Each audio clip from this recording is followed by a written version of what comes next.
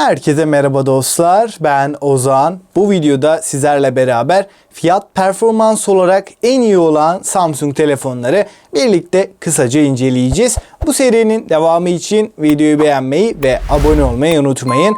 Şimdi listeye baktığımız zaman gerçekten fiyatını tam anlamıyla hak eden en iyi Samsung telefonlara yer vermeye çalıştım. Ayrıyeten bu cihazların en düşük fiyatlarına ulaşabileceğiniz güncel linkleri açıklamalara ve de yorumlara koyacağım. Oradan siz de kontrol edebilirsiniz. Öncelikle en uygun fiyatlı telefonumuzla başlayalım. Galaxy A22 modelini görüyoruz. Dostlar bu cihaz pek dengeli bir pakete sahip değil. Yani bazı noktalarda fiyatının üstünde özelliklerle gelirken bazı kısımlarda günümüzün gerisinde kaldığını söyleyebilirim. Ekran tarafında ise biraz kalın çerçeveli damla çentik tasarıma sahip olan 6.4 inçlik Super AMOLED panelle gelen maalesef HD Plus çözünürlük ve 274 ppi gibi düşük bir piksel yoğunluğuna sahip olan ekranımızın 90 Hz'lik bir tazeleme hızı sunulmuş durumda. Parlaklık oranı olarak da 600 nitlik bir parlaklığa sahip olan bu ekran günlük kullanımda da ihtiyaçlarımızı karşılayacak düzeyde. Yonga seti kısmına değindiğimiz zaman da MediaTek'in ortalama bir kullanımda gayet memnun edecek olan Helio G80 işlemcisini görüyoruz. Bu işlemcimiz 12 nanometre mimariye sahipken 4 GB RAM ve 64 GB'lık depolama alanında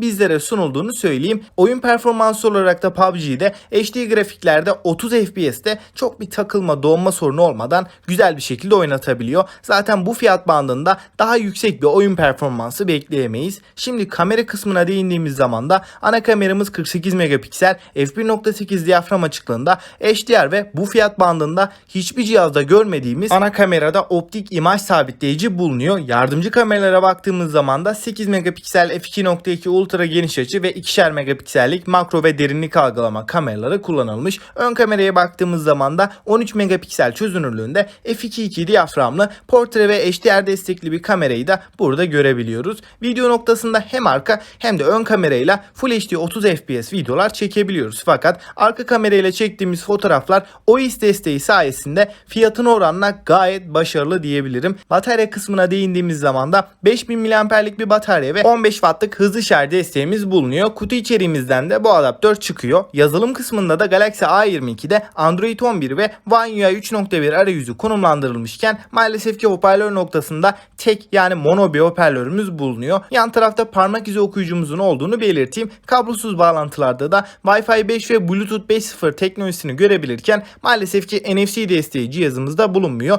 Bunun yanında suya ve toza karşı dayanıklılık kısmında da herhangi bir sertifikanın olmadığını söyleyeyim. Listenin ikinci sırasında Galaxy M23'ü görebiliyoruz. 6.6 inç PLS panele sahip, 120 Hz ve fiyatına oranla ekran kalitesi en iyilerinden olmasa da akıcılık kısmında gerçekten güzel bir ekranla birlikteyiz. Burada Yonga seti, performans tarafında ise bu fiyatlardaki en iyi işlemcilerden Snapdragon 750G'yi görebiliyoruz. 4 GB RAM'de telefonu aşırı şekilde zorlamadığınızda yeterli olacaktır. Kameralar kısmında da arka tarafta 50 megapiksellik ana kameramız fotoğraf konusunda güzel işler ortaya koyuyor. Fotoğrafların detayları ve genel fotoğraf kalitesi bence yeterli. 4K 30 FPS videolarda çekebiliyoruz. 5000 mAh batarya ve 25 Watt hızlı şarj desteği bulunurken yazılım tarafında Android 11 ve One UI 4.0 arayüzüyle geliyor. Hoparlör kısmında ise mono tek bir hoparlörü görürken hem yüz tanıma hem de parmak izi okuyucumuz da bulunuyor. Samsung'un fiyat performans oranıyla iddialı modeli olan Snapdragon S20 FE'yi görüyoruz. Bu cihazla ilgili kanalda detaylı inceleme ve uzun kullanım testleri bulunuyor. Onları da kartlar kısmına tıklayarak izleyebilirsiniz. Şimdi ilk olarak ekranla başlarsak Super AMOLED 6.5 inçlik 120 Hz tazeleme hızına sahip olan HDR destekli bir ekranı görüyoruz. Donanım kısmında da S20 FE'de Snapdragon 865 işlemcisi bulunuyor. RAM tarafında da 6 ve 8 GB'lık depolama alanı olarak da 128 ve 256 GB'lık modellerinin olduğunu söyleyeyim. Galaxy A73'e baktığımızda 6.7 inç AMOLED Full HD Plus ve 393 ppi piksel yoğunluğuyla 120 Hz yenileme hızı ile birlikte gayet kaliteli bir ekranla karşılaşıyoruz. Bu senenin en popüler işlemcilerinden olan Snapdragon 778G'yi burada görebiliyoruz. 8 GB RAM, 128 GB depolama alanında bu sisteme eşlik ediyor. Yonga setinden kameraya atlarsak ana kameramız 108 megapiksel Samsung üretimi. Video konusunda 4K 30 FPS'te OIS desteğiyle beraber videolar çekebiliyoruz.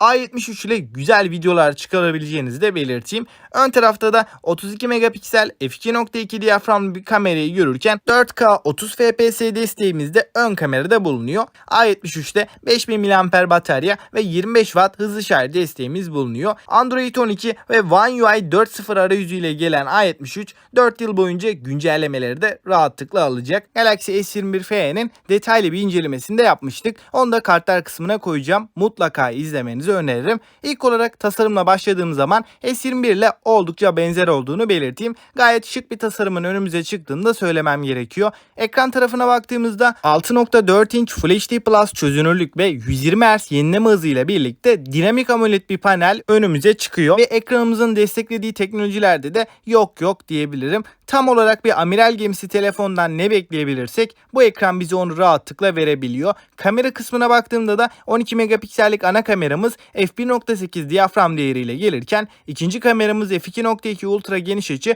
üçüncü kamera olarak da 8 megapiksellik telefoto kamerasına yer verilmiş. Video tarafında da bu kamerayla 4K 60 FPS'te OIS desteğini de bize verebilirken genel kamera deneyimi açısından da OIS ile birlikte fiyatının en iyilerinden biri olduğunu belirteyim. Donanım kısmında da Exynos 2100 işlemcisi önümüze çıkıyor. Bu işlemci günlük kullanımda da bize gayet yüksek bir performans verirken oyunlarda da herhangi bir kasma donma sorunu yaşamıyoruz. Ancak ısınma noktasında biraz sıkıntılı bir işlemci olduğunu belirtmem gerekiyor. Telefonumuz muadillerine göre biraz daha fazla ısınıyor. 4500 mAh'lik batarya ve 25 Watt hızlı şarj desteği S21 FE'ye konumlandırılmış. Hoparlör konusunda ise stereo hoparlörlere sahip olan cihazımızın ekran altına yerleştirilmiş bir parmak izi okuyucusunun olduğunu söyleyeyim. Stabilite açısından gayet güzel bir şekilde çalışıyor ve S21 FE'nin suya ve toza karşı korunduğunu da söyleyeyim. Genel deneyim açısından fiyatına göre gerçekten en başarılı bulduğum modeller arasında. Dostlar, Galaxy A22 5000 bandında alınabilecek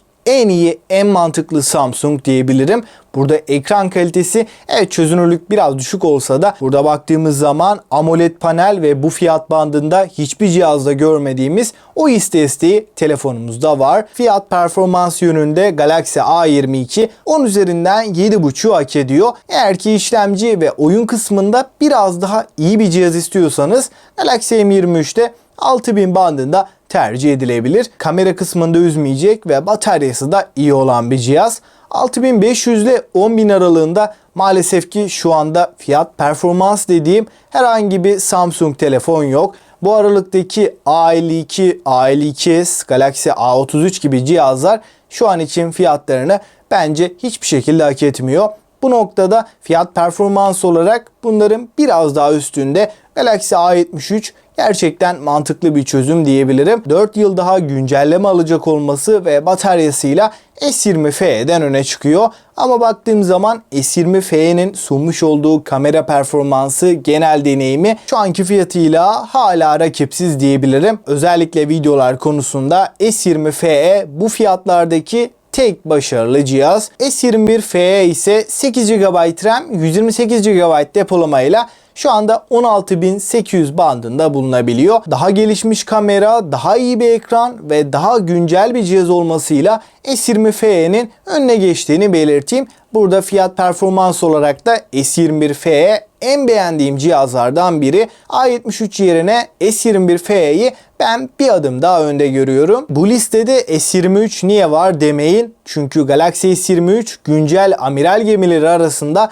en beğendiğim cihazların ve fiyatına oranla da en iyi donanımı sunan telefonların başında geliyor. S23'ün en önemli rakibi iPhone 14. iPhone 14 şu anda 30.000 bandındayken Galaxy S23'ü 24.000 bandına çok rahat bir şekilde alabiliyoruz. Ve bu fiyatlarıyla Galaxy S23 kamera olsun, performans olsun, ekran kalitesi olsun tartışmasız şekilde en başarılı cihaz diyebilirim. Fiyat performans olarak da bu listenin şampiyonu kesinlikle S23. S20 FE de tabii ki favori cihazlarım arasında. Ancak S23'ün bu noktada biraz daha üstün olduğunu belirteyim. Büyük ihtimalle S23'ün bu ay içinde çok detaylı bir incelemesi de gelecek. Onu da kaçırmamak için abone olup bildirimleri açmayı unutmayın. Peki siz ne düşünüyorsunuz? Sizce bu cihazlardan hangisi alınır? Görüşlerinizi mutlaka yorumlarda bekliyorum. Ayrıca bu serinin devamı gelsin mi? Onu da yazmayı unutmayın. Bir sonraki video kadar kendinize çok iyi bakın ve hoşça kalın.